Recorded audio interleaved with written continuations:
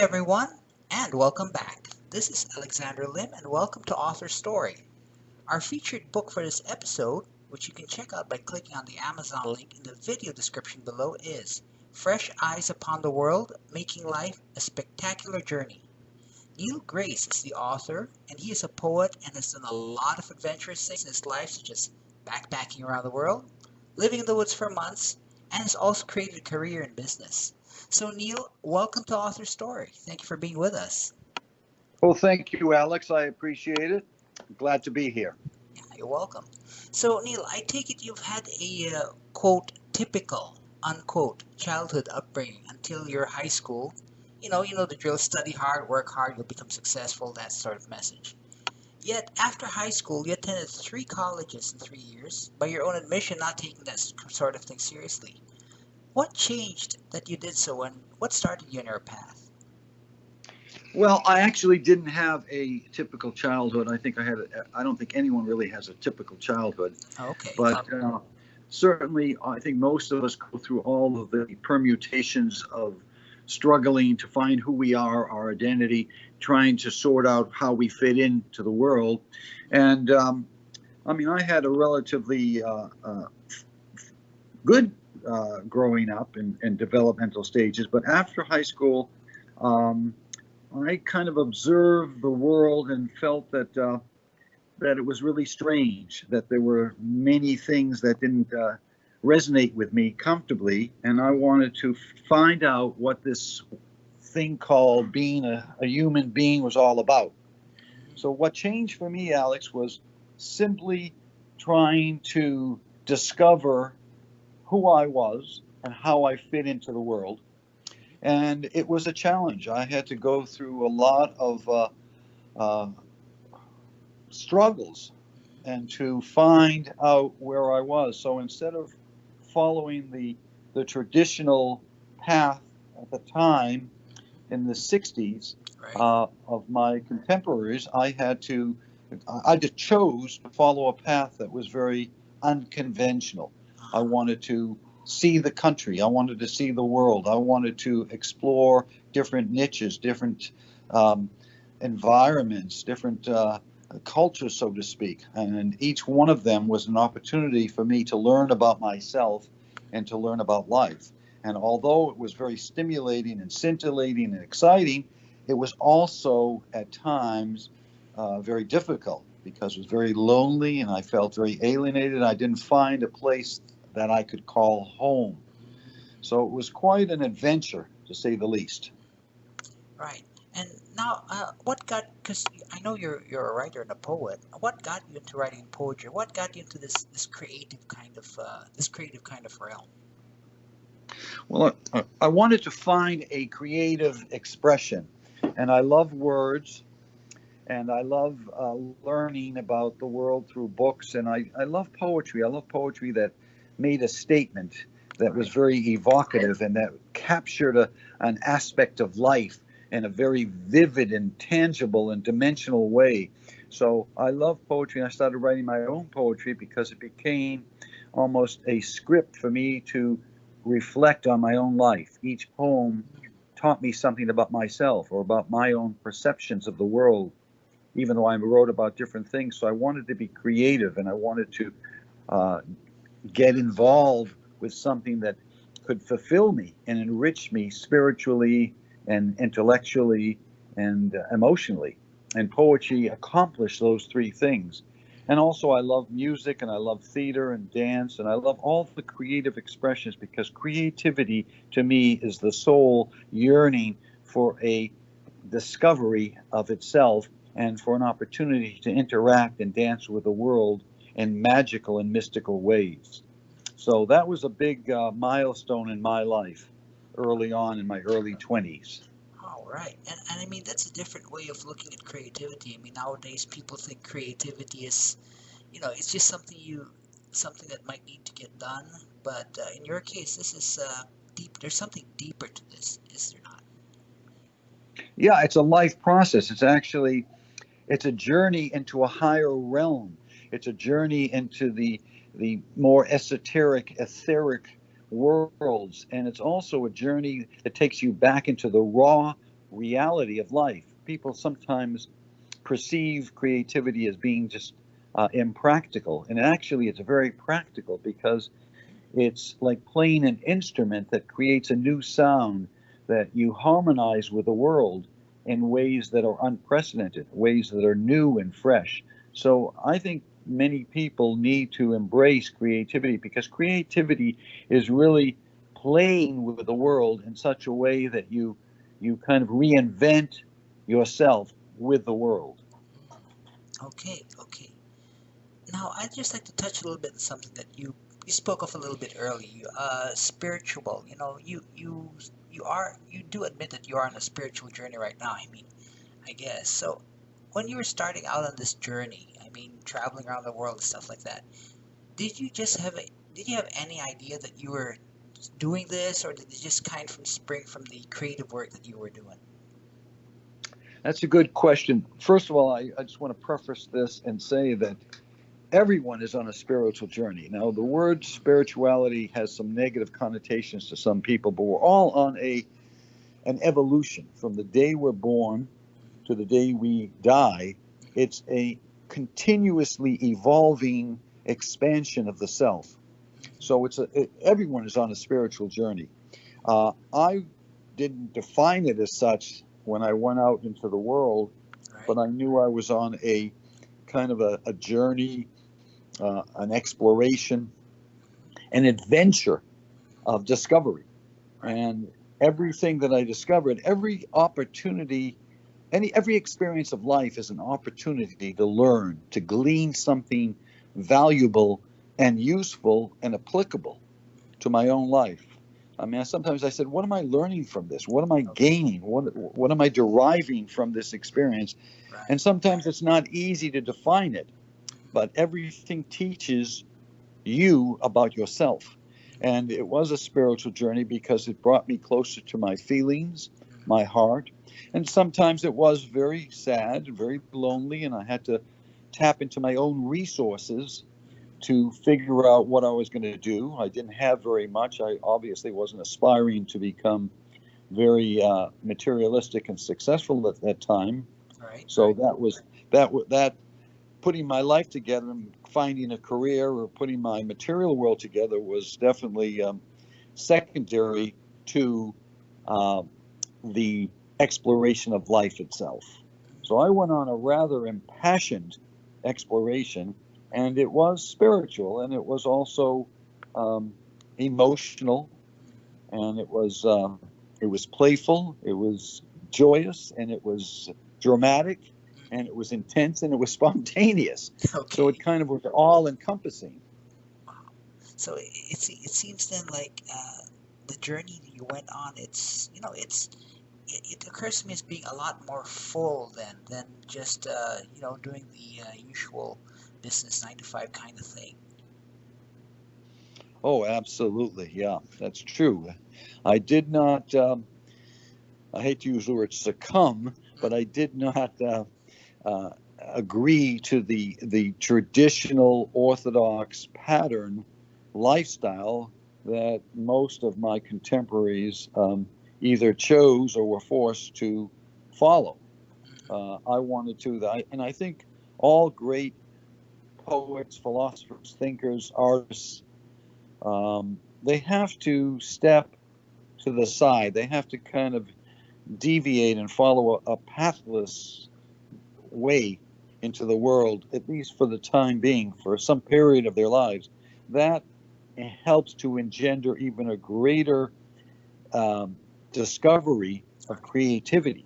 Right. And you really get in touch with your strengths and your weaknesses. And you have to really dig deep into to yourself to find the resources to survive. I mean, Right. survival is a very powerful force in our lives, but there's something much more than just survival, and we're put into this absolutely incredible world temporarily for less than most of us, less than a century, and let's discover it. Let's go out and be inspired by it. Let's experience it on unprecedented levels. Let's find out who we are and how we can reap some great rewards and enrichment from the experiences of life. Right, right, okay, and that's definitely that's definitely not the orthodox way of looking at life. But No, no, and it yeah, does. I'm not also. I don't negate, Alex. I don't say that it's not valuable to follow the orthodox path. right, Not everyone has to go out into the pathless world or into the world without any preparation.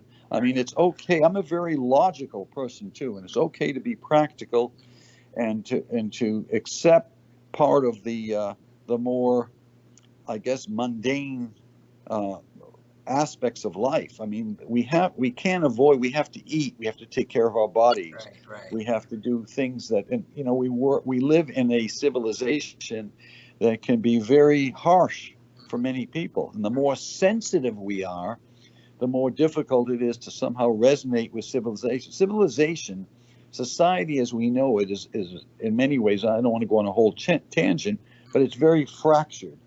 It's almost like we live in an insane asylum, and it's everyone's insane to a certain degree, right, and you have to manage this. You have to cope with this. I okay, mean, and I love life and I love people. I don't mean to disparage them, but it's not easy to go down the path of life in society. I mean, there can be a lot of loopholes and a lot of detours and a lot of obstacles that we have to confront. And in order to prevail, we have to be creative and resourceful. right, right, okay. And speaking of being resourceful, speaking of the quote orthodox unquote path, I mean, a lot of folks listening to us, they think, this guy's a poet, he's an author, he's not good at business, make money for himself, yada yada yada, the starving author in the garret kind of thing. But the fact is, you do own a business, and it's certainly providing you with the resources for you to do the things that you love. Now, I bring this up because I'd like to address the issue, the thinking that being successful in business means giving up your creative aspect, and that being creative means giving up any and all hope of living a wealthy life. But in your case, this is not so, is it? No, I don't actually own a business, but through all of the variations and vicissitudes of my life, there came a point, was a crossroads, Right, where I decided to not repudiate or refuse to look at the material necessities that were inescapable. I right, mean, we right, have to, I mean, you can live under a tree for so long, but I wanted to also enjoy some of the material comforts without compromising my core values of integrity and love and joy and beauty and discovery. So I chose to acquire material things in a healthy way, in a balanced way, and also to maintain and continue to cultivate my creativity. So I became very affluent. I have a beautiful home. I live in Marin County, California, and I've done very well. And I got married at, I think I was 48 years old for the first time, and I'm still married. And uh, I chose to incorporate material things in a healthy way in my life to create even a broader sense of serenity and stability for myself. Materialism is not bad by itself. It is only bad when we project our toxicity on it and we're out of balance. Either we condemn it or we become obsessed with it and we aspire and strive to acquire and accumulate tons of it and to be a prisoner of it. Many people are a prisoner of it. Money and materialism is only bad depending on our attitude and our relationship to it, how we interact with it. If we can look at it in a healthy, conscious way, in a way that is going to be beneficial for us and for everyone else, then it becomes a good thing. We only twist things around with our rather pejorative attitudes, our attitudes that are have unresolved issues from the past that we bring into the present. okay. That's an interesting point of view because I mean, like most people, they think I gotta go to work and it's grinding and it wears them down, and you work 60 hours a week, that sort of thing, or the other way, you forget about do something else that's entirely unrelated. But that's an interesting viewpoint, I must say. And I must say, I don't think I've encountered a lot of people with that kind of viewpoint. Well, I think that's one of the things that's very imperative in our world is to raise our consciousness, to become aware of these things, because we do bring our own platform into every moment. So if we're negative or fearful or angry or judgmental or feel victim or feel weak or feel disempowered, we're going to bring that disposition into every moment, wherever, whatever we do and wherever we go. So if we can bring a healthy, positive, self-empowering, but also a disposition of care and compassion for the world, wherever we go, we are going to leave a very positive mark. And I think that working in the work world is important, but it's only one facet of the many facets of our lives. We've got to take care of many things socially, emotionally, physically, economically, Right. spiritually. We Right. have to, I mean, there's so many things that we have to tend to. It's like, we want to keep the fire burning. We've got to bring kindling. We've got to bring wood into the fire. We live in the forest at night. It's very cold. There are things that are required in order to sustain that fire. And there are things that are required in life in order to have a balanced existence. All right. Okay. All right. So I got that. Okay. Cool.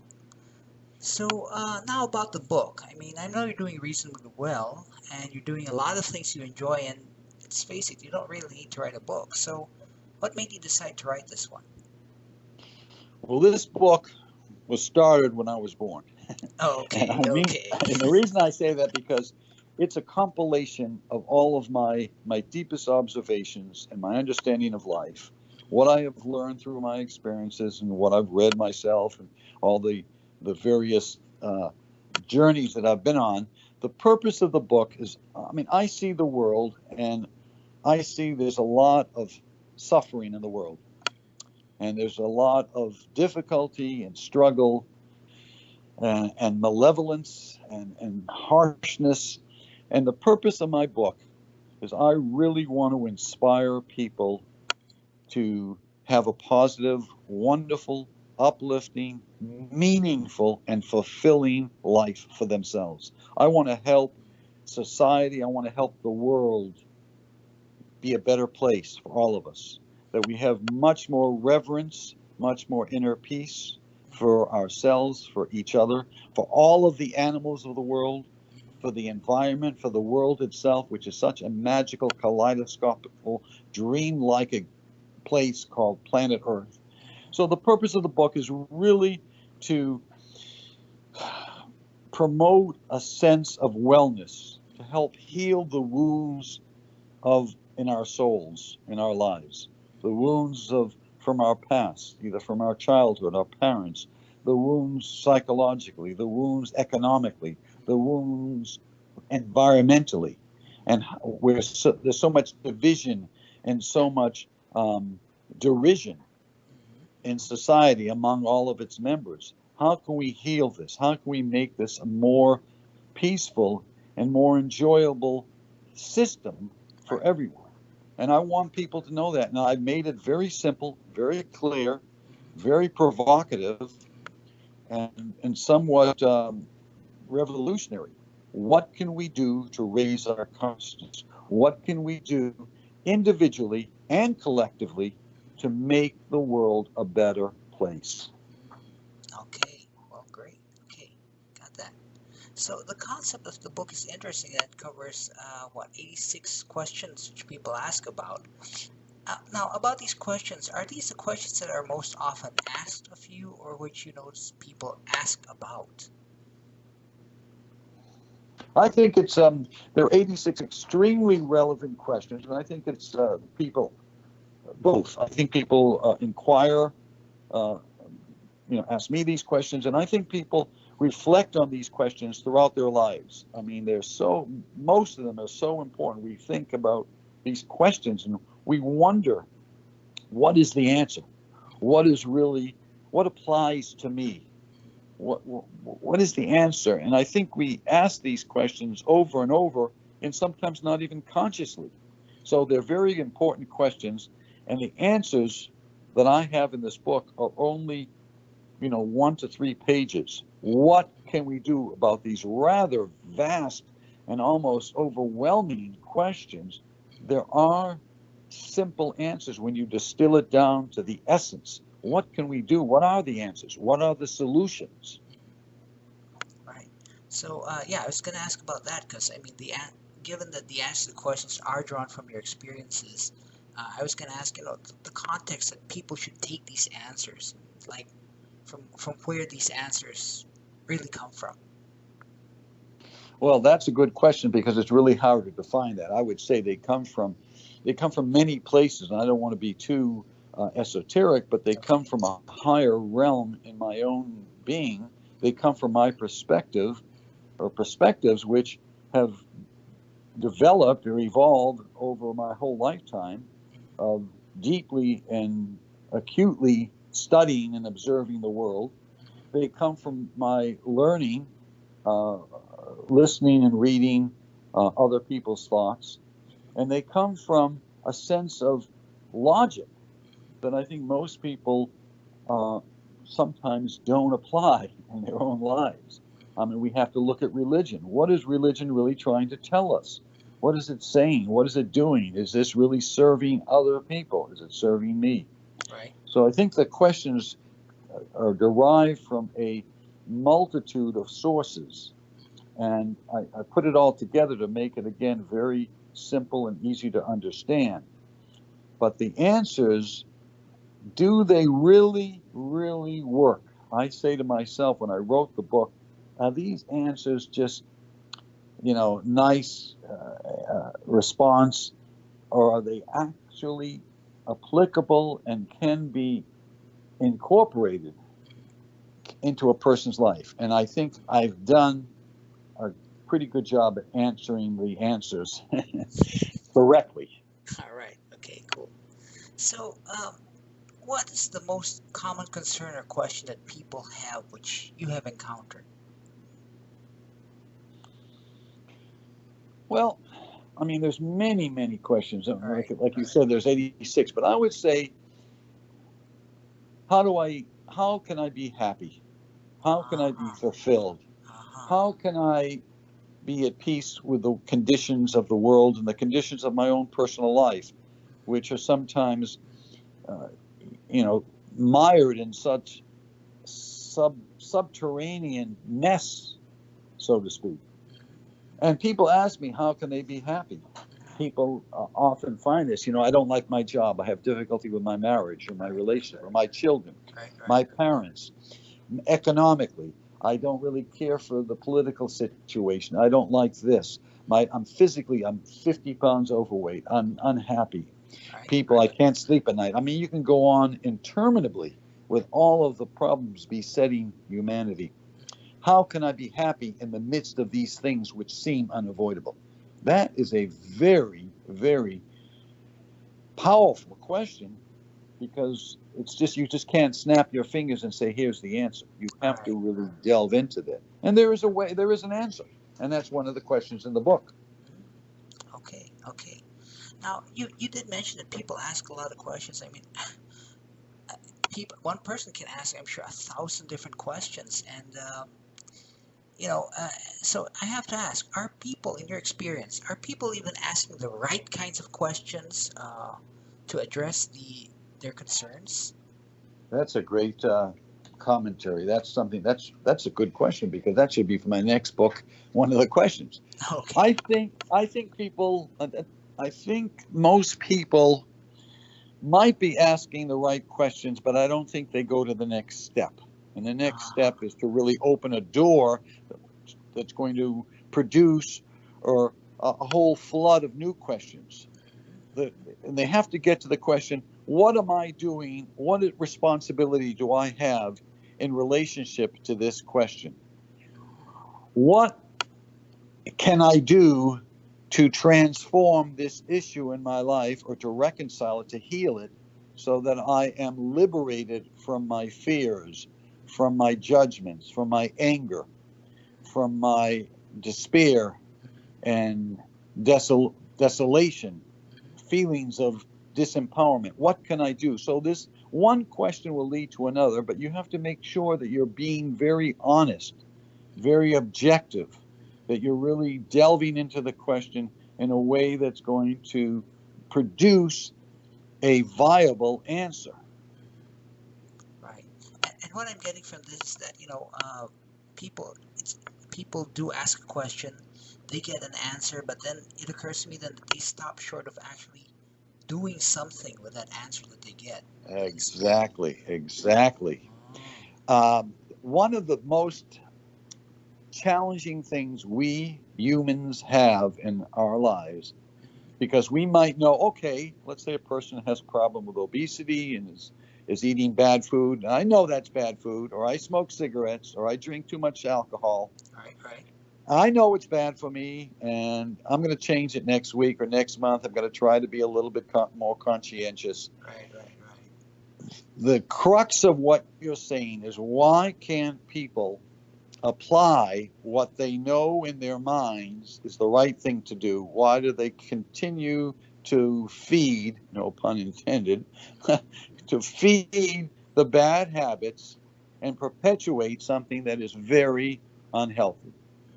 And there's a question in the book that says, why can't people take charge of their lives? And it's a little bit more complicated to answer, but one of the things I want to say in respect to this is that people get very wedded to bad habits. They get wedded to patterns. And it takes a tremendous resolve of energy and a devotion and commitment to extricate yourself from these bad habits. It takes discipline. But more important than that, underneath all of that, Alex, and most people don't realize that, Right. there has to be a love of self that is beyond the ego, a love of self that is a champion of who you are, that takes care of you, that is missing or buried in many, many people. All right. Okay. All right. So that's definitely something to think about. I mean, it's not part of the common conversation here. Right. I mean, it's a very important thing, because most people know. People who drink a bottle or two of wine a day, if you ask them, they're going to know. Well, I know it's not good for me, but there's a lot of indulgences and things that people have to work at. That they have to work at, how do they modify it so that they can be in charge of their lives without harming themselves. Right. Right. Okay. Okay. Great. Okay. Cool. So Neil, let me pose the question to you. Let's say you came across someone, starting out in life, young fella or young lady, who's conflicted.